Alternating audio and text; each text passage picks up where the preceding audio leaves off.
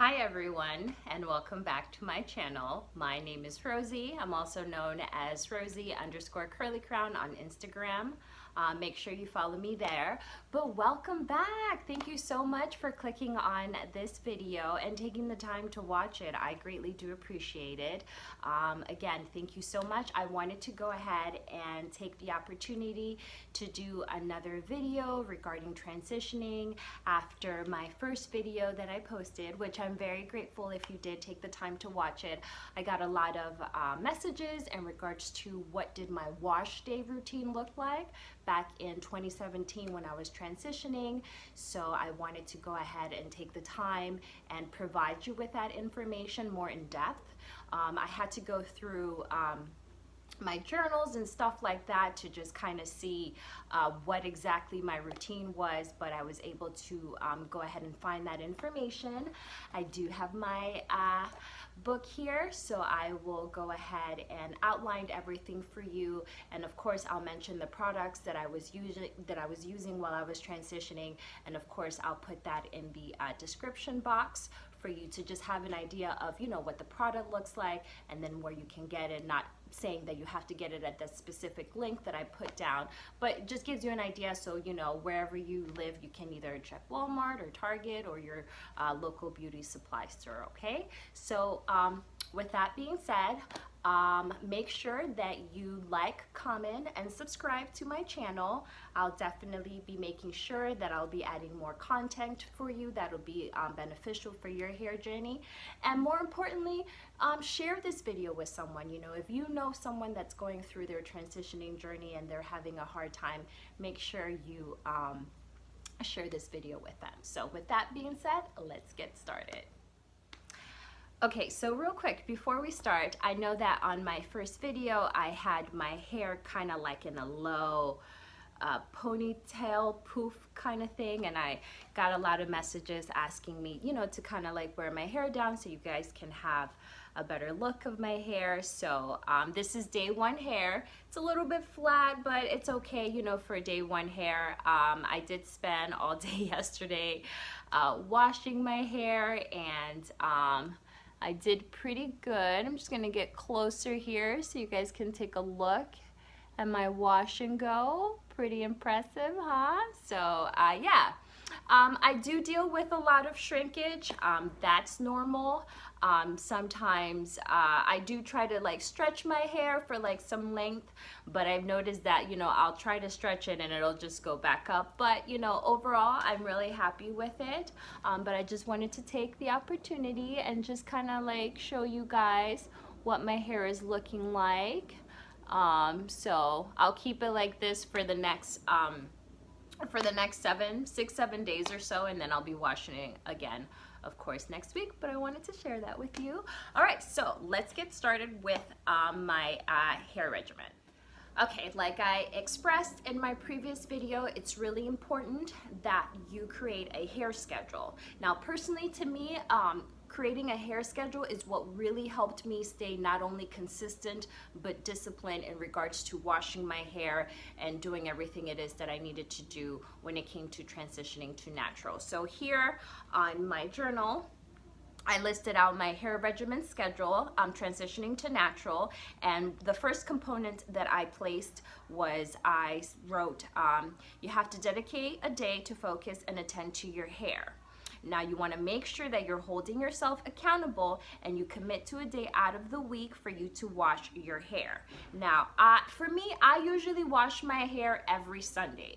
I call it self-care Sunday. Like I said, usually that day for me, I just dedicate it to myself to make sure that I wash my hair, do any laundry, meal prep for the week. You know, it's a day that I just dedicate to just me, spending time in my home, self-reflecting, writing in my journal, and of course, you know, committing to my hair. I think that when it comes to this journey, it's really important that you do take the time to really self-reflect, write down your thoughts and feelings about it, because as you go on with this journey, you'll see the progress, and it's always great to just really self-reflect and look back and be like, wow, I was here, in January, and look, the end of the year is here, and look how much my hair has grown, look how much I've grown mentally, spiritually, and it's really great to really see that. So that's the first part of my hair regimen schedule, committing to a single day, and regardless of what brunch is going on, what party is going on, that you stay consistent. Now, I can understand that, other things may arise and stuff like that. And personally, to me, let's say, for example, if I have an event or a birthday party to go on Sunday, and if I know that prior in advance, then I will make the necessary changes that I can to choose another day to commit to my hair. But I'm always making sure that I'm making my hair and sticking to my hair schedule a priority, okay? Now, after that, one of the first steps that I used to do when I was transitioning is that I would pre-poo. Now, usually I would pre-poo overnight or the day of with an aloe vera plant, olive oil, as well as coconut oil. Now, pre-pooing, I did not really do pre-pooing right when I first started transitioning. I would say it was I like to think month 3 that I started pre-pooing, and only because I was noticing as the months were going by, I would just have this new growth coming in, and I didn't really know how to deal with that growth, and more importantly, I didn't know how to really detangle it properly, especially because I was dealing with 2 textures. I wanted to make sure that I was being very careful and I was being very gentle with my hair to prevent any excess breakage. And after doing my research and going online and going into YouTube and all that good stuff, I found that other curl beauties were using aloe vera with an oil of their choice to just pre-poo, and it just kind of, that extra slip from the aloe vera as well as the oil made it easier to detangle. So that's just kind of like the step that I take before I even wash my hair, because I've noticed that I can't just jump in the shower and just wet my hair, because the whole thing will just be completely just matted, and I'll just be in there for hours and hours and hours just detangling. I've tried it, it didn't work for me. So pre-pooing for me has been very beneficial, and definitely now that I'm fully natural, I've been natural for a little over 2 years, pre-pooing is definitely a step that I do not skip. I usually like doing it the night before because it is time consuming, but if I can't do it the night before, then I make sure that I wake up really early the next day and start washing my hair, and definitely start with pre-poo. So I definitely recommend for you to do that, especially if you're having challenges detangling your hair and you're feeling frustrated with how to really detangle it properly. Try using an aloe vera plant or an aloe vera gel. I like using the plant. The market is very close to me. The plant is $1.50. I just chop it up, get the gel out, and just kind of rub it in the scalp, and then just start fingering, detangling. Add some oil to it as well to just kind of smooth any of the knots out. See if you can just kind of like detangle it with your hand. And if you do need it, if you do need a tool, then I usually use a wide tooth comb, and I start from the bottom and I just kind of go to the top, and having that aloe vera just kind of sitting on that scalp just kind of makes it easier to comb out any knots. So I definitely recommend for you to do that. Let's move on to the next component, which is shampoo and conditioner. Now, you want to wash your hair every single week, and you want to follow up with a conditioner. Now, while I was transitioning in 2017, I would actually co-wash during the week. This usually means that I would wash my hair with just a conditioner. Again, I was watching videos of girls doing co-washing, and I came across a lot of videos where, curl beauties were saying that they don't recommend washing your hair every week because it does strip it does strip the natural oils in your hair. So I was like, okay, well, let me go ahead and start co-washing. And I did that for a couple of months, but I noticed that throughout the week, my scalp was always very itchy. And, when I would scratch my scalp, you can just kind of see like that product build up. And I was like, well, I don't think co-washing is working for me because I would co-wash, but I really needed that shampoo to really cleanse my scalp. So personally for me, because I am very heavy-handed with products, I stopped co-washing and I shampoo every single week. I put on a lot of gel, a lot of oil throughout the week, especially with my scalp massages. So I really do need to shampoo my my hair every single week. It may not be that way for you, and that's totally fine. You can co-wash instead, but just because of me and the things that I put in my hair, and I know how my scalp is if I don't shampoo it, I prefer to just kind of shampoo every week. And when it comes to shampoo, I like to use a shampoo that clarifies my hair, of course without stripping the natural oils. And because one thing is, when you're shampooing your hair, after you're done shampooing your hair shouldn't feel dry. It shouldn't feel like just dryness, like you haven't, like it hasn't felt water in weeks, you know. So I did some research, and one of my favorite shampoos that I love using, and I've been using this for a very long time, is the Shea Moisture, the Black Castor Oil shampoo. I've also, before that shampoo, I used the Maui Moisture Coconut Milk shampoo. That was actually very clarifying for my hair. Those are pretty much the two shampoos that I kind of go back and forth. My favorite, of course, is the Shea Moisture Black Castor Oil. I use it, it cleanses my scalp, and when I wash it off, my hair does not feel dry. It actually feels very soft. So that's definitely been my go-to shampoo. And of course, like I said before, I'll put in the description box all the products that I am mentioning, so you can do your own personal research and find it in your local neighborhood. All right, let's go to the next one.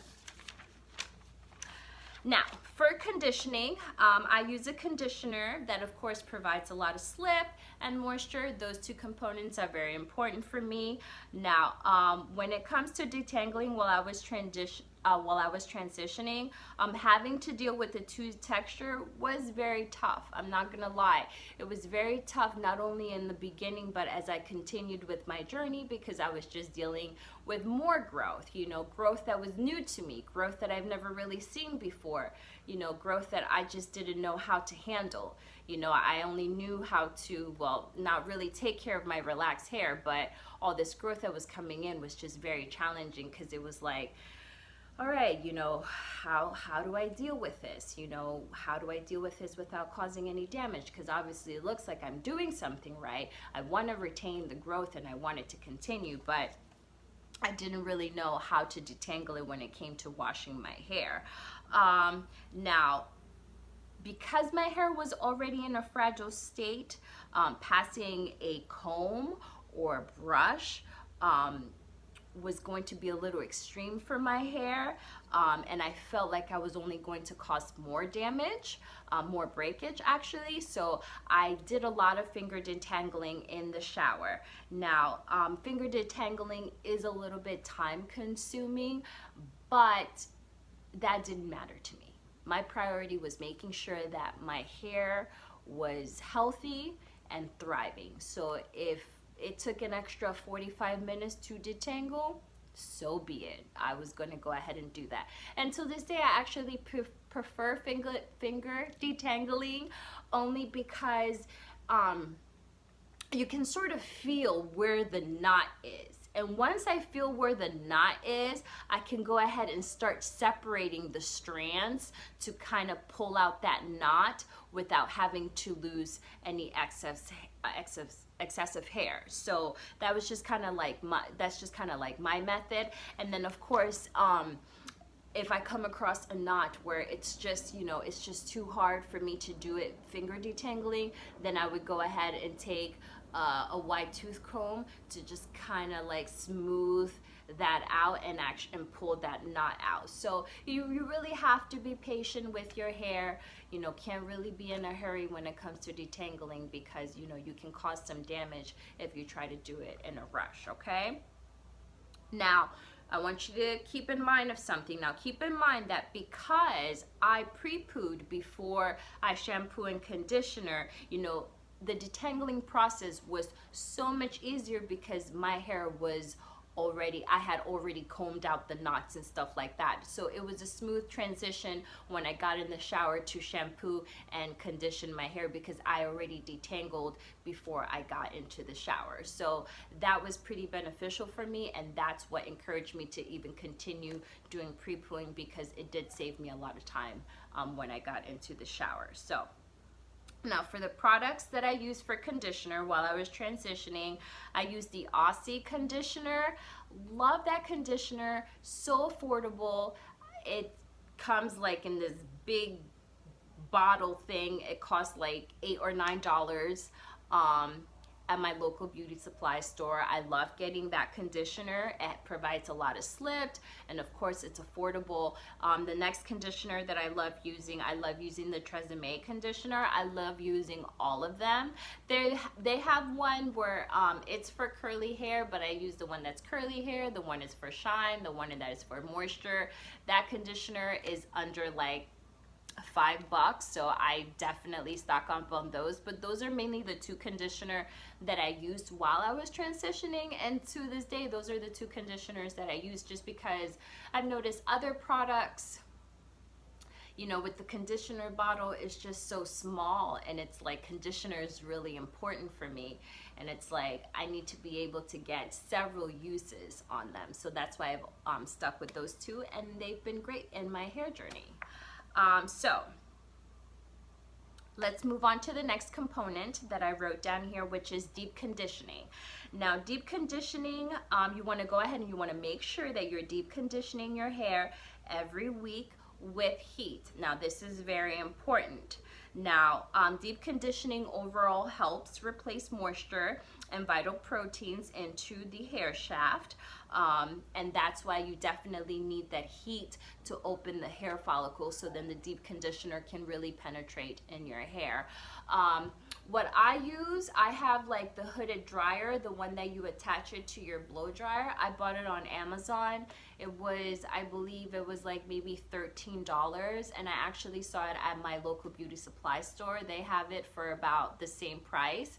So, you know, if you don't have an actual dryer, you can definitely use that. I've been using mine for almost 2 years. It's time for me to actually buy a new one. But I do not skip the deep conditioning process. That's definitely not a process you want to skip. And when you are conducting this process, you want to make sure that you are sitting under the dryer anywhere between 15 to 30 minutes. The minimum should be 15 minutes, so that deep conditioner can really work in your hair. Now, some of the products that I was using while I was transitioning for deep conditioning, I was using the Curls Blueberry Reparative Hair Mask. I love that stuff. I love just the blueberry, it smells so good. I also use the Shea Moisture, the Intensive Hydration Mask. That's really good as well. I love Shea Moisture. Like, I feel like they just complement my hair all the time. So that's one of my favorite masks from them. Also, the Not Your Mother's, the Matcha Green Tea, and the Wild Apple Blossom Nutrient Rich Butter Mask. That smells delicious. I actually found that on Ulta, and I just fell in love with it just because it was very thick. It had a very thick texture, and when I applied it on my hair, and then after I deep conditioned and I got out of the dryer, I can really see that deep conditioner really penetrated in my hair, and my hair felt very soft. And even after I washed out the deep conditioner, it was very soft, and I didn't have any tangles. So this is why I kind of like stuck with these 3 masks, just because it was very thick, it was moisturizing, and I just felt like after I washed it, you know, my hair was still soft, and more importantly, it didn't have any knots. Now, I also did DIY treatments. I love doing DIY treatments because 1, it's very affordable, and 2, a lot of the products you can just find them in your, you know, you already have them in your home, so it's like, why not? So one of my favorite DIY treatments that I love using, I love avocado. I love eating it, but my hair loves it too. So when I saw that my hair really loved it, I just made it a consistent priority to make sure to, when I do my DIY protein treatment, that I was adding an avocado. So for this treatment, I did an avocado. At the time, I did half an avocado, but now that I'm fully natural and I have all this growth, you know, I use a full avocado. But back then I would use half, so the other half I can eat it. So half an avocado, couple of scoops of mayo, a couple of scoops of honey. I used 1 egg. I added olive oil as well as coconut oil, and of course you can add any additional oils that you would like or your hair prefers. You know, I know that my hair loves olive oil and coconut oil, so I make those 2 oils a priority to add to my treatment.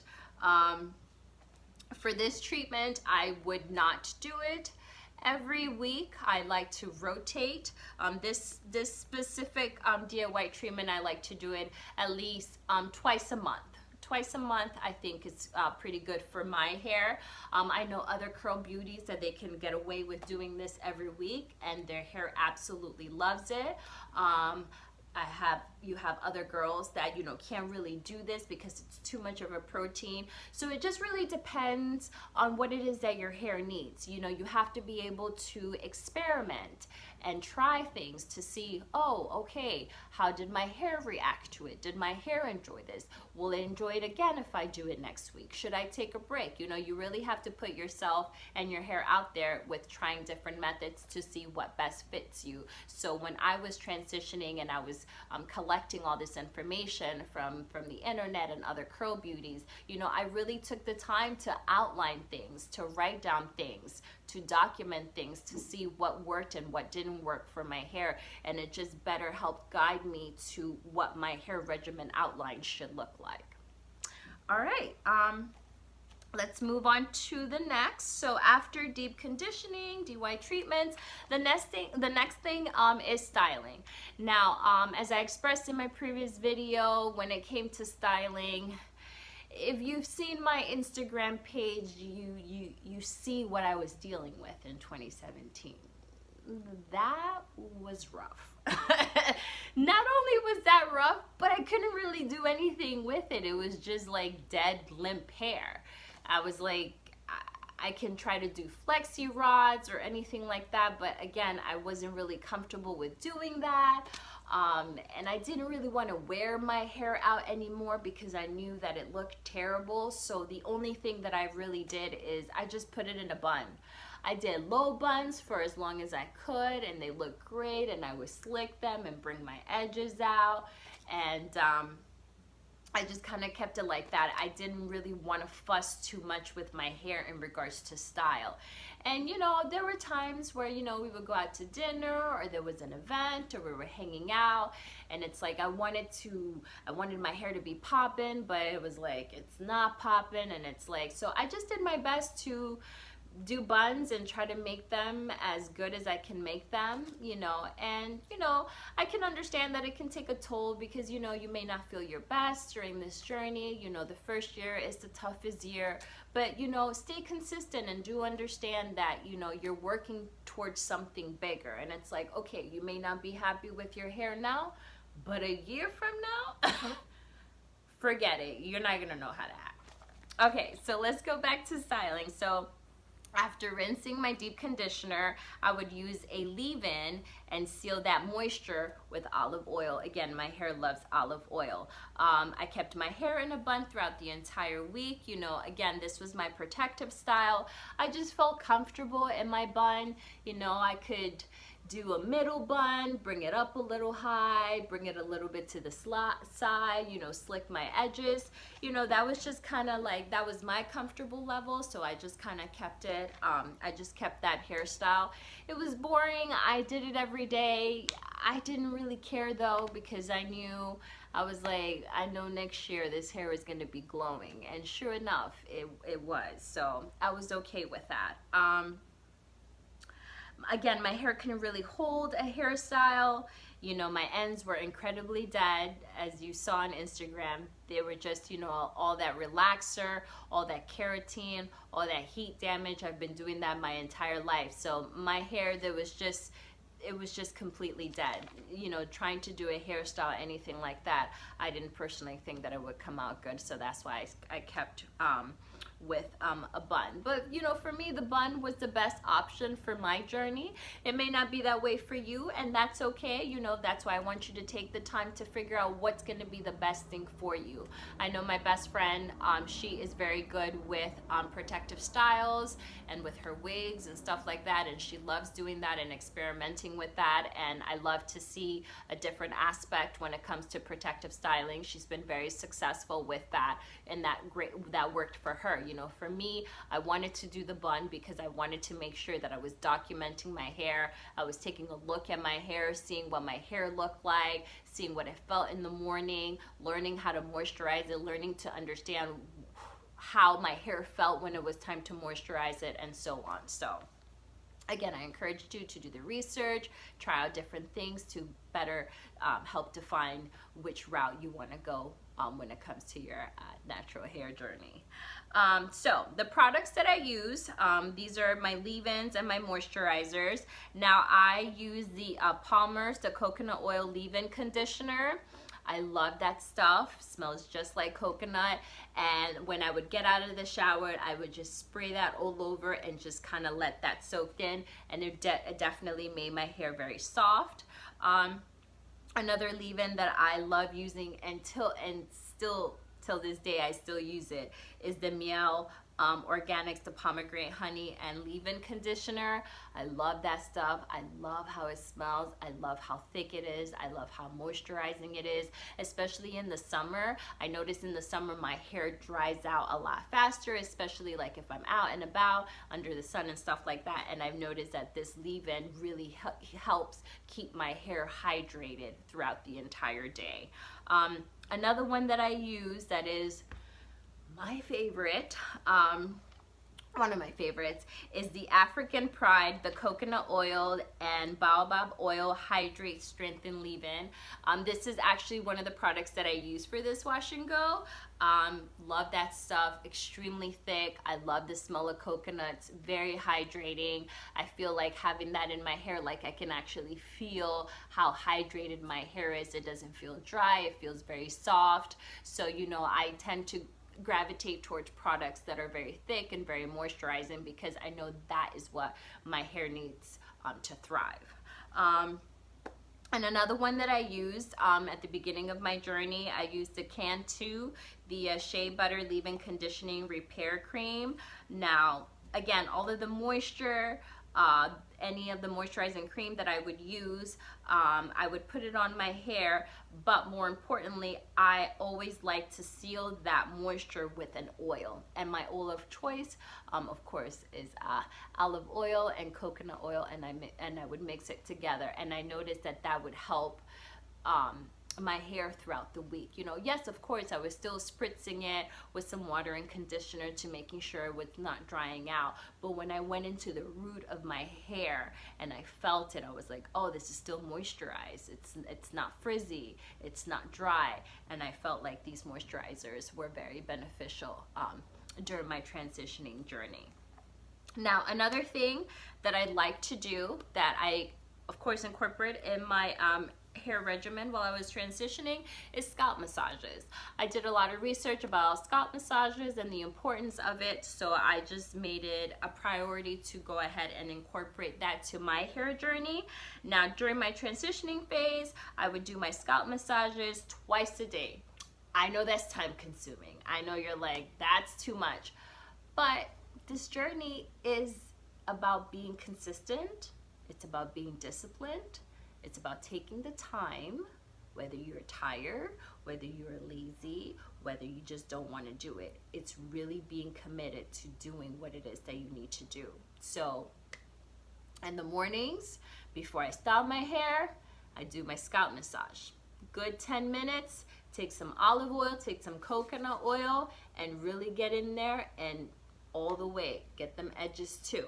At nighttime, when I would do my my skin routine, before I do that, I make sure I do my other scalp massage and then wrap my hair up for the night. You definitely want to go ahead and do that because scalp oil massages, they help promote growth. And to me, once I saw the growth because of what I was doing, it didn't bother me that I had to do it twice a day. I was like, oh, I don't care. I need this growth. I need this growth. 2019 is going to be lit. And that's what I did. So again, I recommend for you to do it.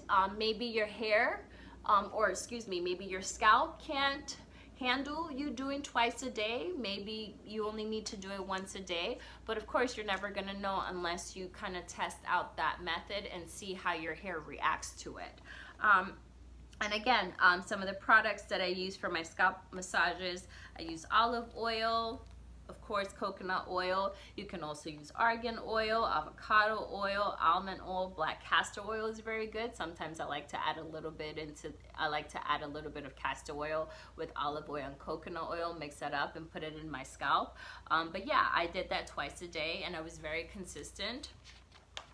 And when it came to my hair regimen.